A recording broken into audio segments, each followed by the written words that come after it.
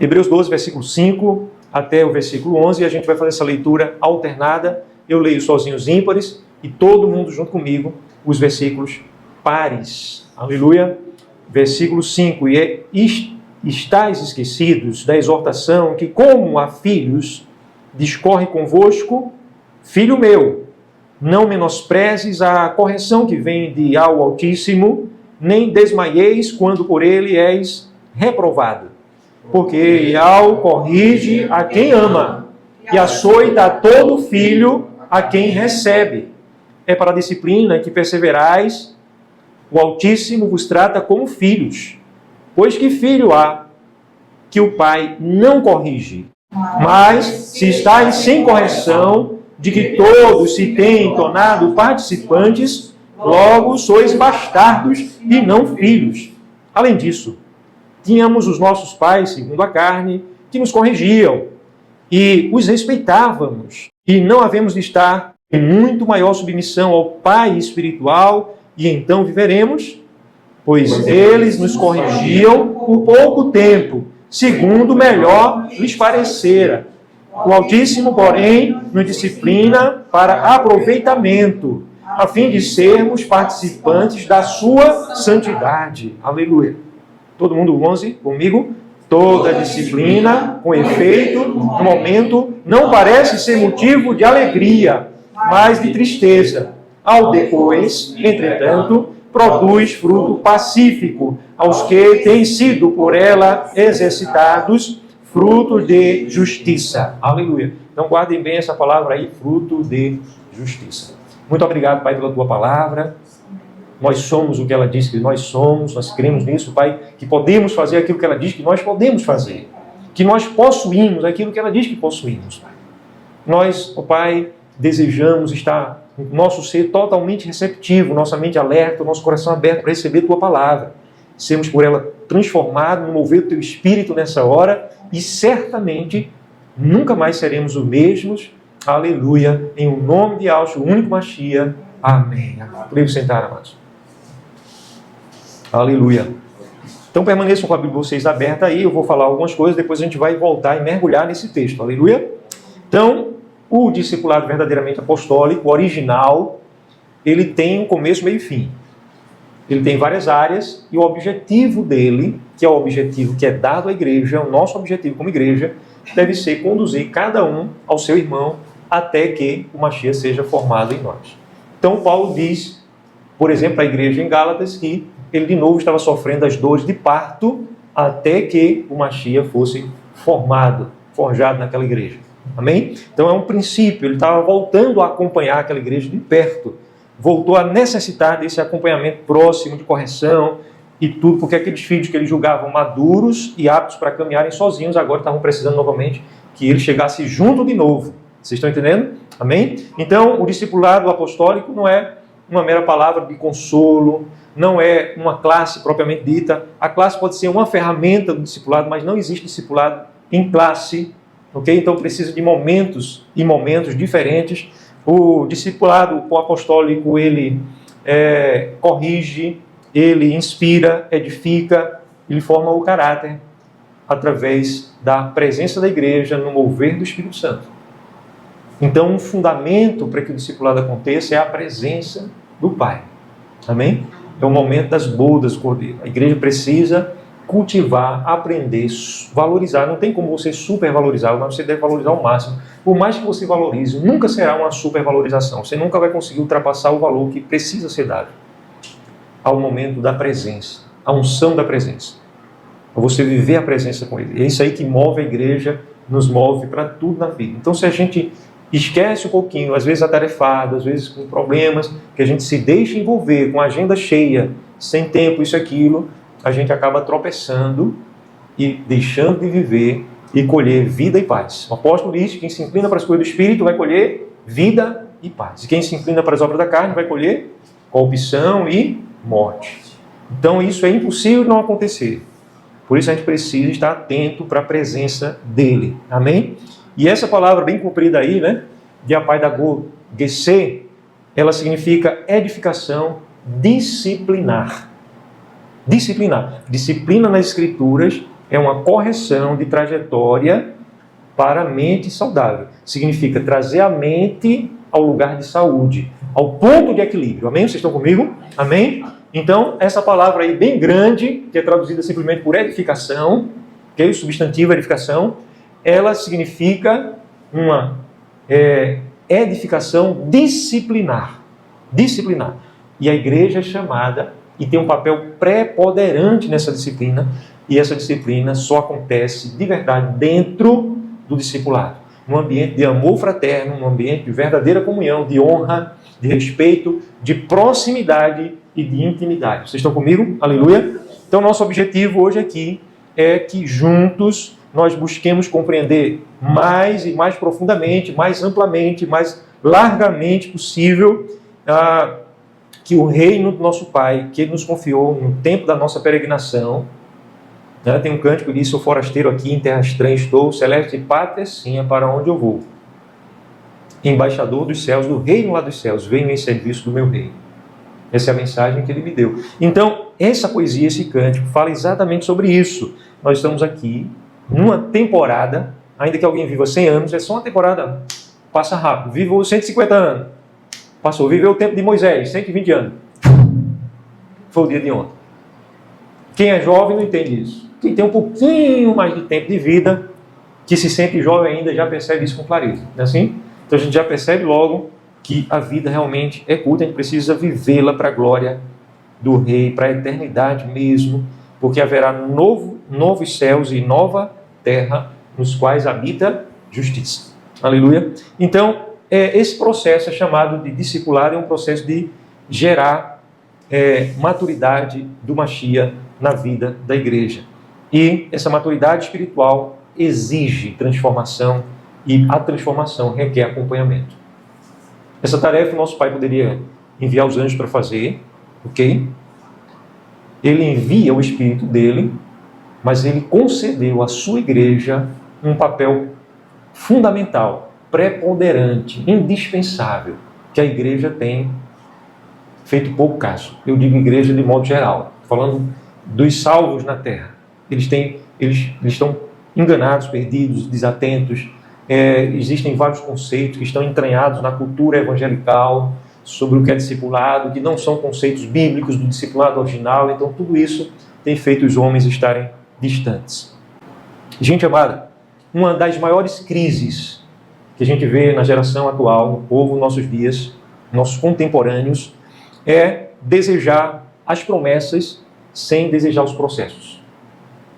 Então, as pessoas querem obter as promessas que estão na Escritura, mas não querem ter o tempo de espera, não querem crescer na fé, não querem aprender o caminho da vida de intimidade, de unção.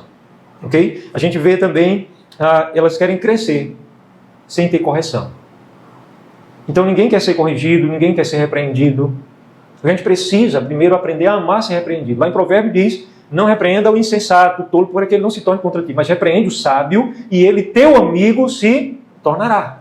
Então, quem é sábio, quem tem a sabedoria do Espírito Santo, quando repreendido, passa a avaliar. Pode ser até no primeiro momento haver uma resistência, a pessoa não querer dar o braço a torcer. Mas todo mundo que tem o Espírito Santo da verdade desce do pedestal, reconhece seus erros e começa a andar no caminho da verdade, no caminho da justiça. Amém? Mas, apesar disso, a igreja, eu estou falando aqui dos salvos, a igreja, os salvos, ainda tem sido muito tardios, porque nós vivemos um mundo tão corrompido, que foi também passado para essa geração presente uma série de padrões de comportamento e pensamento, que as pessoas não querem ouvir ninguém, não querem ser corrigidas. E isso afeta também a igreja. Então, quando se fala em correção e disciplina, as pessoas têm total aversão, como se fosse a pior coisa do mundo. Na verdade, quando ela vem num ambiente de amor, por amor e para o bem, fundamentada na justiça, na verdade, na justiça, ela sempre vai trazer coisas boas. É como se fosse um presente precioso, caro demais, que está sendo entregue para você. Amém? Aleluia? Então, que adianta o homem ganhar o mundo inteiro e vir perder a sua existência, o fôlego de vida, a sua alma, né? Está lá traduzido por alma. É a vida, a existência. Que coisa sem fundamento, né? Alguém luta, corre, consegue uma coisa, consegue outra, consegue o mundo inteiro, ainda que alguém conseguisse. Imaginou? Quem aqui gosta de empreender, né? É difícil, mas imagine alguém que conseguisse ganhar o mundo inteiro. Qual o valor disso? se viesse a perder a sua alma. Então a gente tem visto hoje, acredito que vocês conhecem muita gente que está vivendo aí assim. Essa loucura, totalmente nessa loucura. Não é verdade? Então o reino, ele forma primeiramente caráter. O nosso Pai está interessado em nos forjar. Qual a mais importante missão, a mais importante obra do Espírito de Al em nós? Formar o caráter do nosso Pai. E o caráter do Mashiach, de Yahshua. Para que ele seja o primogênito entre muitos irmãos. Até que nós cheguemos à estatura do varão perfeito. O que é isso, estatura? Será que a altura é anatômica, fisiológica, né? A corporal, biológica? Não é essa a estatura que está sendo falada. É a estatura espiritual, a estatura de visão, da vida. Aleluia. Amém? Vocês entenderam isso, né? A gente está chegando na retinha final da nossa série até que o Mashiach seja formado em nós. Então, nós não estamos aqui para sermos um grupo, não sermos uma equipe, nós sermos uma comunidade, um coletivo de pessoas religiosas que até sabem as partes exteriores da adoração, mas não adoram de verdade e acham que culto se resume a cantar, orar, ler a Escritura, ouvir uma pregação e ir embora fazendo uma avaliação. E isso, na maioria das vezes, com o coração frio, distante, sem se envolver, sem nem sequer perceber que o Eterno está presente e é a Ele que devemos adorar e Ele está sondando os nossos corações. É ou não é assim a maioria das pessoas que estão aí nos templos religiosos dos nossos dias? Então, é muito semelhante. No meio evangélico também, há aquela contagemzinha de bolinha que as pessoas fazem no automático, né? Tem a contagem de bolinha religiosa. Dá uma volta, vamos dar não sei quantas reza lá, não sei quantas volta nas bolinhas, contando as bolinhas. E faz isso no automático e consegue pensar outras coisas e até fazer um tricôzinho. Tem gente que consegue até fazer um tricôzinho, o outro vai contando a bolinha, aí passa de um e a pessoa vai falando, né? Eles mesmo chamam de ladainha. É uma fala religiosa, ladainha. Pronto, tem muito evangélico que vive uma verdadeira ladainha. O seu culto é uma ladainha. Ele faz isso no modo automático. Entra, senta, canta, letra diferente, o estudo da palavra é diferente, o que for, mas a pessoa faz no automático, ela está lá insensível, ela não está vivendo a adoração.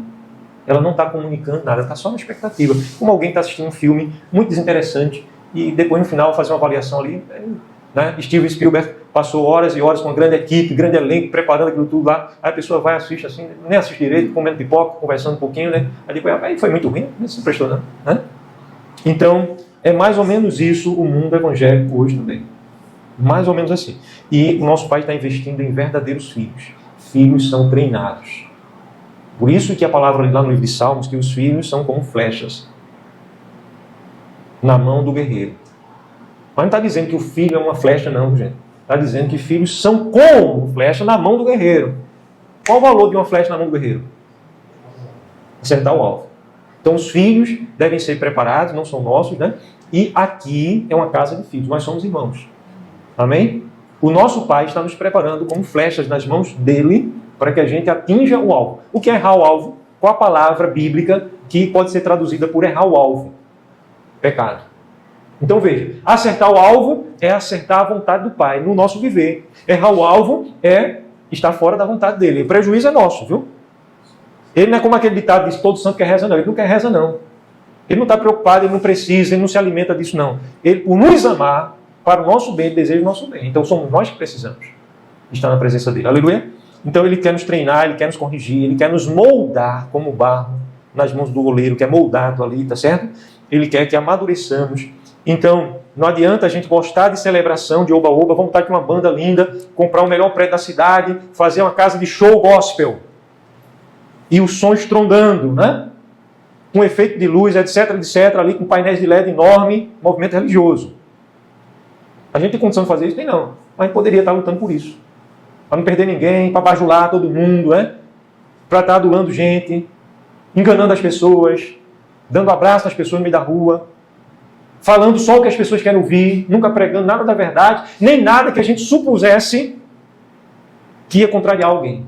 Não, as pessoas, acho que elas não vão gostar se eu começar a ensinar sobre isso não, então não vou ensinar isso não. Né? Tem gente que faz isso. São púlpitos de coachings. Púlpitos gospel de coaching. É a religião à la carte, a gosto do freguês. Vocês entendem isso? Amém? Então, a gente poderia seguir esse caminho. E lá na frente, talvez com algum esforço, a gente conseguisse um grande prédio, a gente conseguisse um grande telão de LED enorme, por dentro e por fora. Por dentro e por fora. Porque quem bota por dentro, bota por fora também. Passando ali de noite, né? É mais novo? Seria ruim não. Eu poderia botar versículo, mas se é um negócio religioso, a gente fala outras coisas para encantar também, né?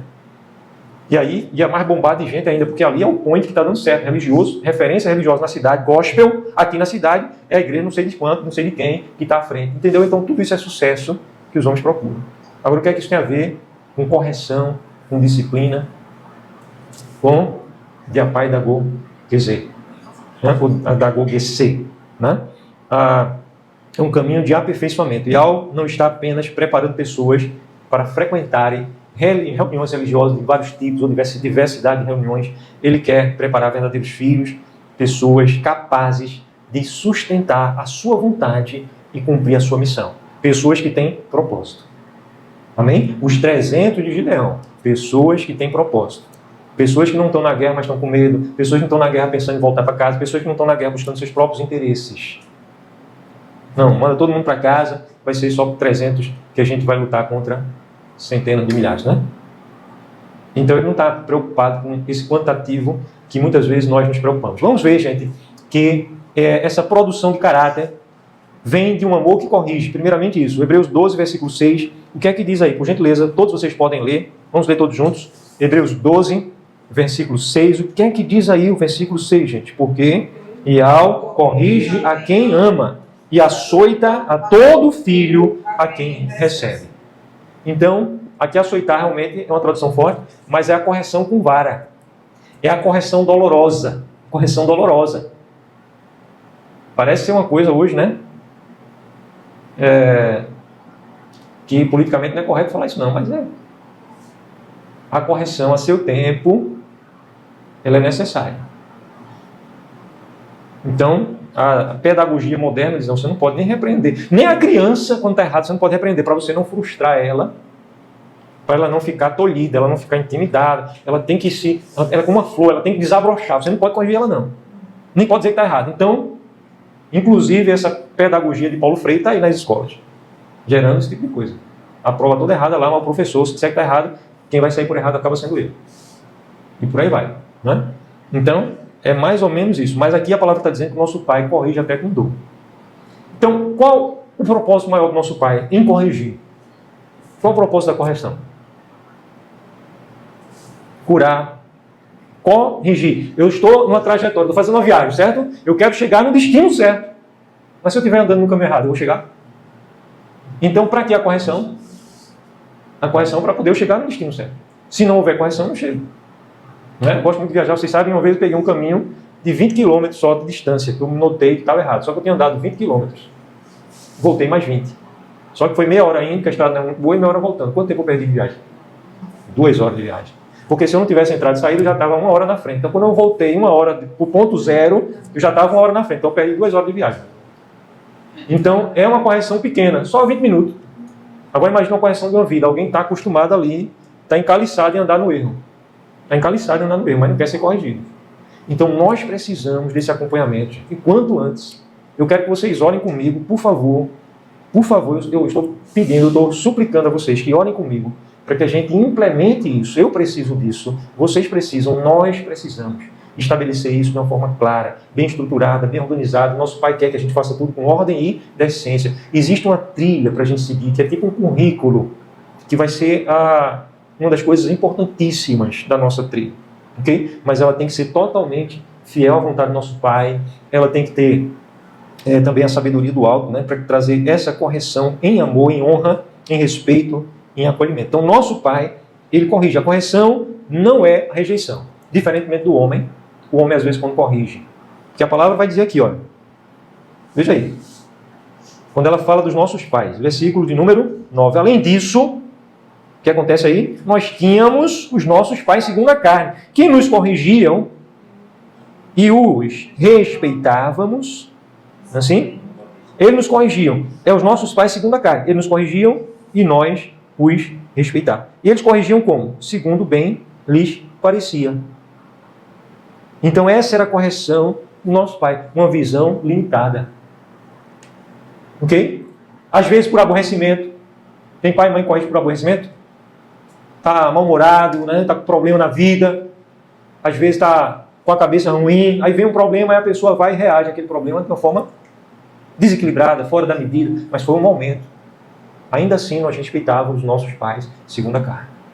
Aí ele diz aqui, e como não devemos ter muito mais respeito pelo nosso pai espiritual?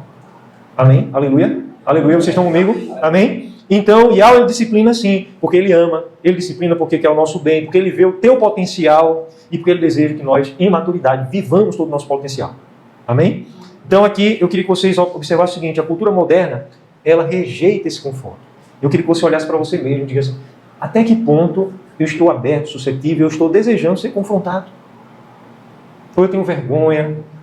Então, são coisas que a gente vai precisar quebrar nas nossas reuniões, a gente ter reuniões diferentes, para que a gente possa vivenciar isso intensamente. Se não houver a correção do céu, debaixo da unção, do mover do Espírito Santo, não há amadurecimento saudável. Amém? E o discípulo maduro, ele aprende a ouvir, ele aprende a ajustar a rota, ele aprende a se arrepender e ele cresce de forma incomparável do que se ele tivesse sem viver um processo discipulado que o nosso Pai escolheu a igreja para desenvolver.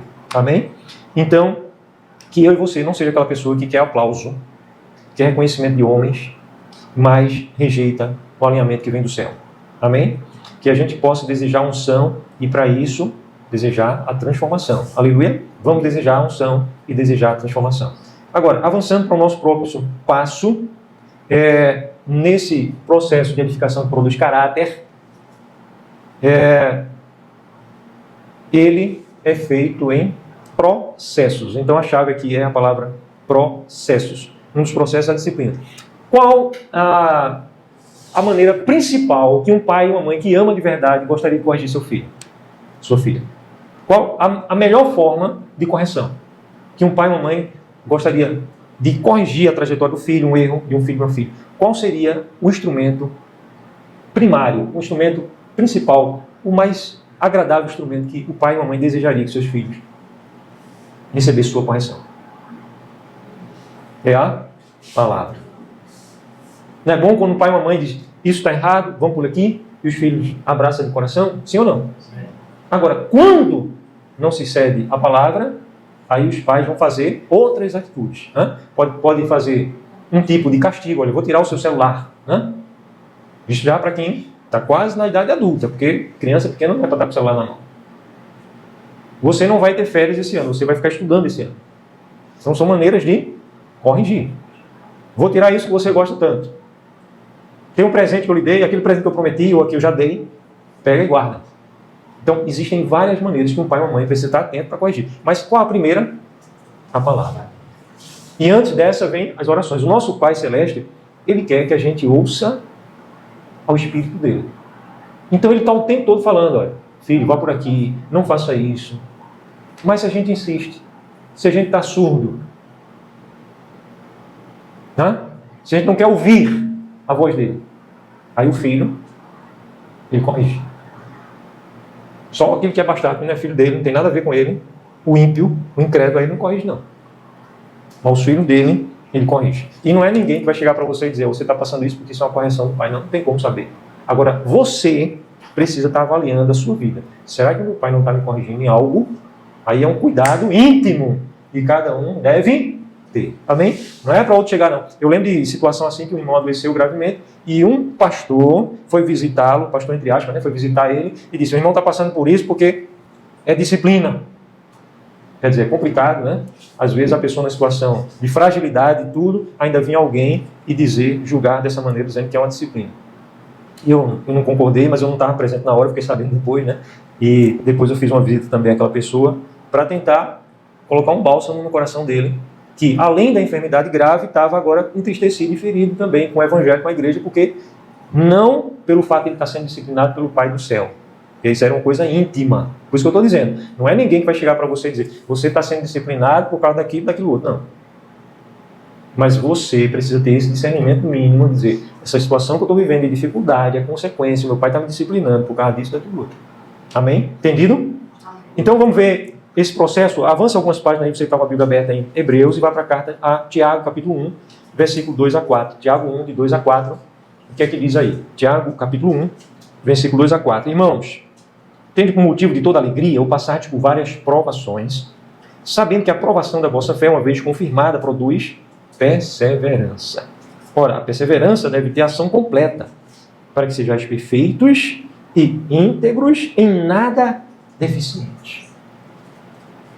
Então aqui, o apóstolo Tiago, né, Yaakov em hebraico, o nome de Tiago em hebraico que é normalmente traduzido por Jacó, não sei por que foram inventando nome, e inventaram até Tiago, James e por aí vai, né? Mas foram muitos nomes que foram colocados aí. Esse é Yaakov. Ele escreve essa carta e diz que a igreja deveria ter por motivo de alegria passar por várias tribulações, provações, sabendo que a provação produz, uma vez confirmada, produz perseverança. E a perseverança deve ter ação completa. Para quê? Para que a perseverança deve ter ação completa? Para quê? Final aí do versículo 4. Para que sejais perfeitos e íntegros, em nada deficientes. Olha aí a palavra, até que cheguemos ao teleios, a perfeição, a estatura do varão perfeito. Lá em cima no tema, né? Teleios. Então, essa perseverança, a disciplina vem em processos diversos. A provação não quer dizer, propriamente, que seja uma obra do nosso Pai disciplinando. Mas é sempre motivo de aprendizado, de correção também. De crescimento. Em todo momento difícil, a gente também está aprendendo. E o Espírito Santo está nos ensinando. Agora, se eu disser assim, não, estou doente porque é uma provação, né? O meu pai me colocou num deserto, estou passando um deserto aqui, foi o Eterno que me colocou. Então não tome remédio não, então não vá para o médico não. A doença não foi ele que deu? Não, não foi ele que deu. Você precisa se levantar em fé contra o mal, agora entendendo que nada escapa ao controle dele, à soberana administração dele. E é algo tão sublime que não interfere na nossa responsabilidade dos nossos atos.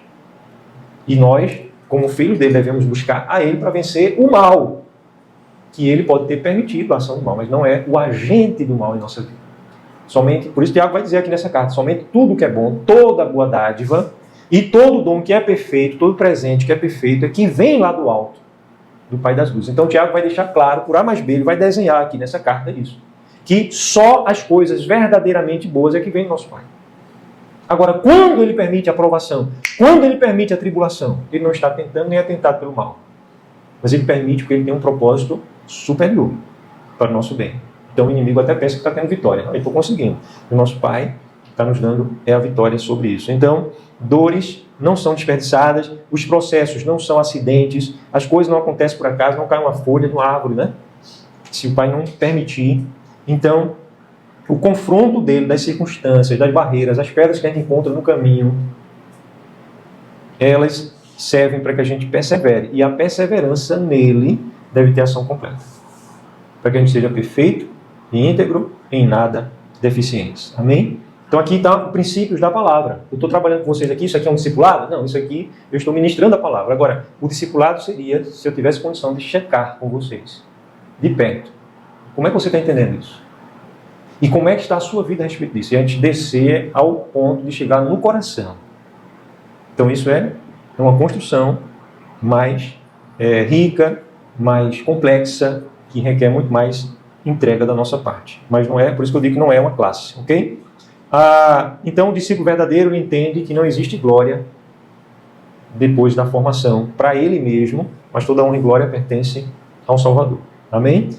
Então, por que é que tem tantas pessoas que começam tão empolgadamente, pessoas começam a caminhar da fé empolgados, e depois vão esmorecendo, depois até negam a fé? Colocam seus olhos nos ombros, porque não perseveram. Então, essas coisas acontecem, ok? Observe as obras da criação. Você já viu que as árvores que têm os melhores produtos para a saúde do ser humano são árvores que têm mais resistência à adversidade do tempo, do vento, da tempestade?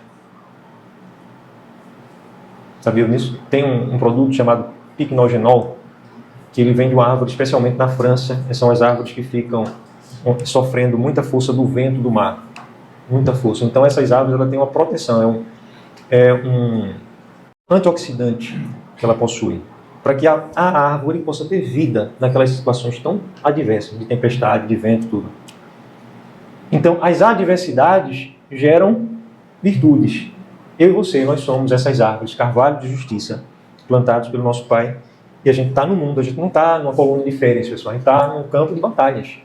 Nós devemos orar para ter dias de paz, dias tranquilos, devemos, mas por mais tranquilos que sejam, não pense você que já está vivendo na Canaã celestial. Nós estamos vivendo tempos de guerra, de batalha. Nossa luta não é contra carne e sangue. Amém?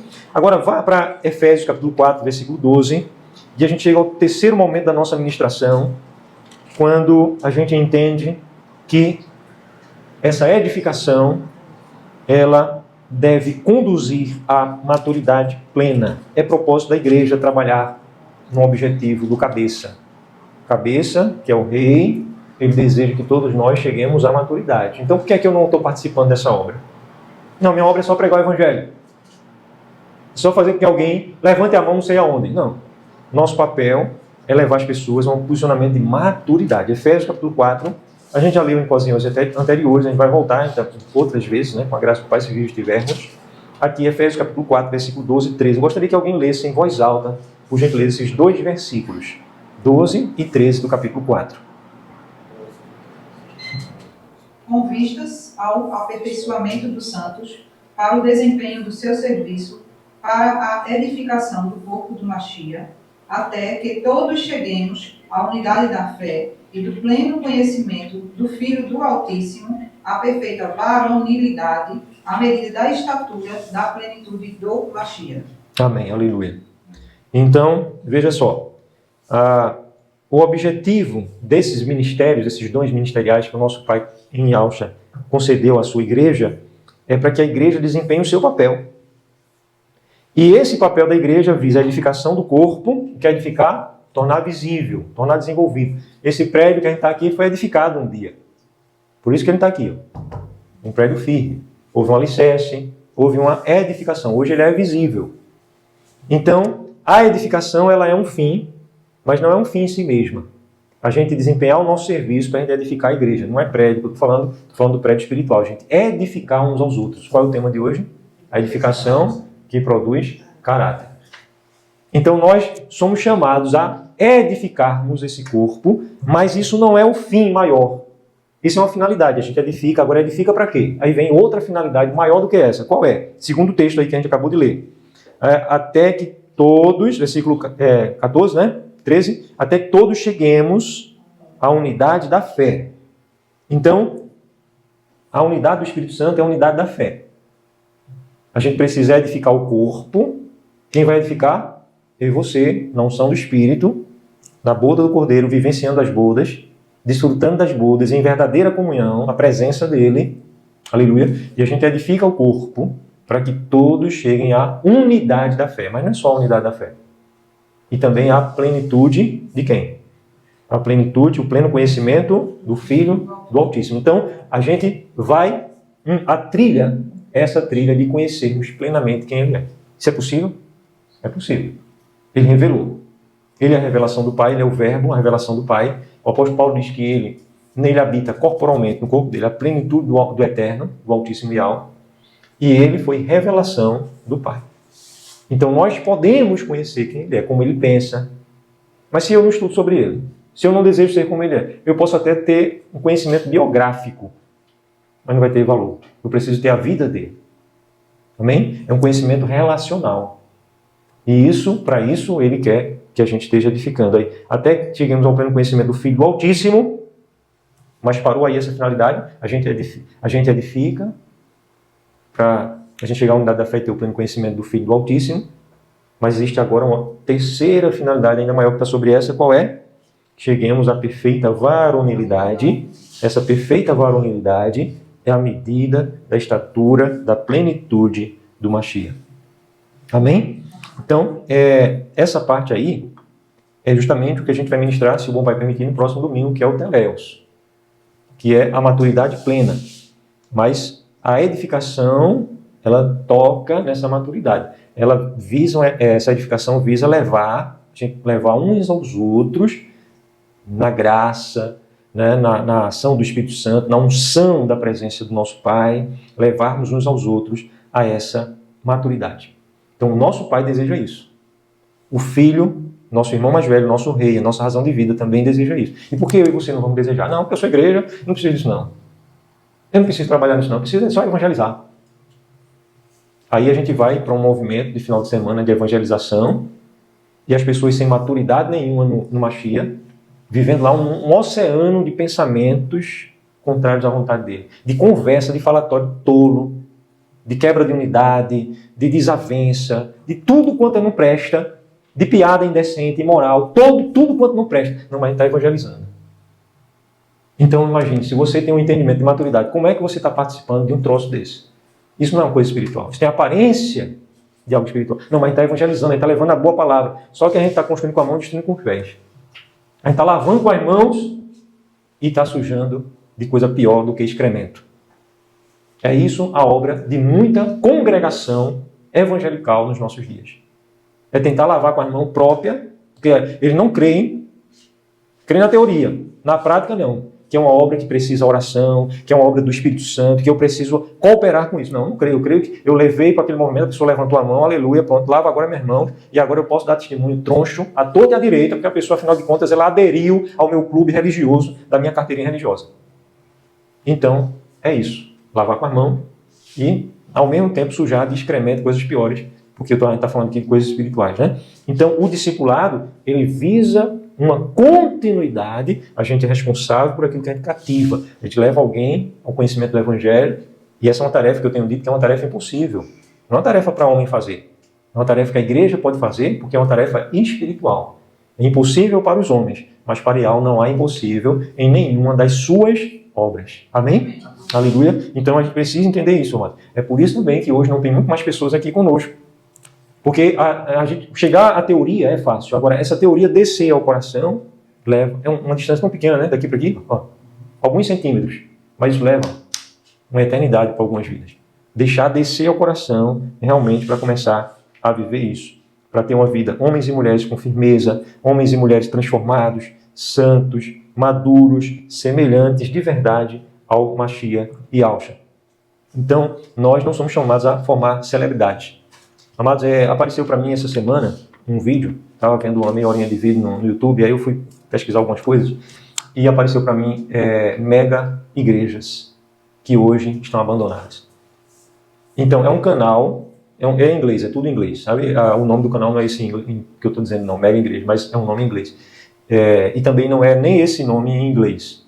O canal tem um nomezinho que eu esqueci agora. E esse canal, ele apresenta isso. Movimento, ele mostra a história, como é que começou aquele movimento religioso, e como é que ele eclodiu, chegou um grande número de pessoas, e como construir um prédio enorme para não sei quantas mil pessoas, mundo afora. E depois sai mostrando lá as ruínas. É uma coisa triste de você ver.